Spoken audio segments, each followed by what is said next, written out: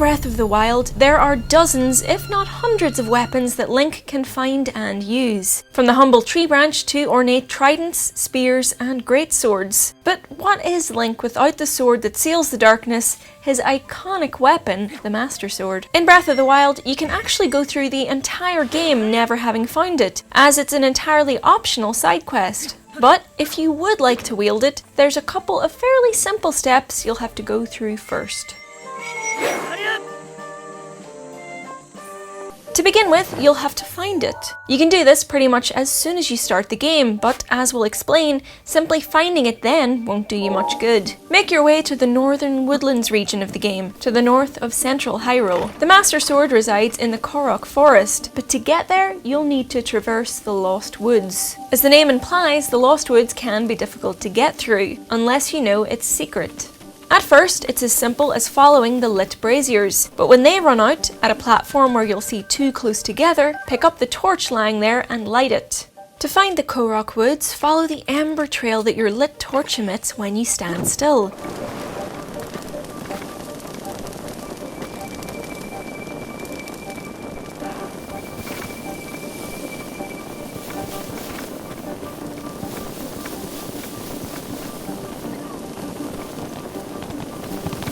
Once in the Korok homeland, the Master Sword will be easy to spot. But as the Deku Tree explains, the sword must judge you worthy before you can wield it. He says that it wants to see inner strength, and it will see past artificial enhancements. The metric the sword is looking for is how many heart containers you have. You need to have 13 to unlock the Master Sword, and eating meals or elixirs that temporarily enhance your heart capacity don't count. You can nab a heart container for every 4 shrines you solve in return for spirit orbs at a prayer statue, or for every divine beast you fell. We defeated 2 beasts and prioritized heart containers over stamina upgrades to get the sword as soon as possible.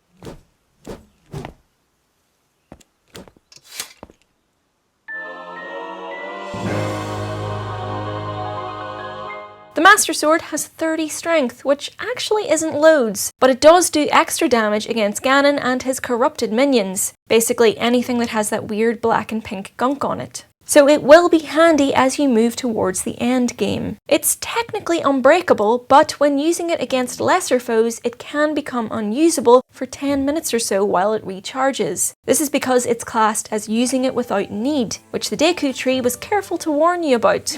Legendary swords aren't for use against those lowly moblins, you know. Cutting grass, on the other hand, go for it.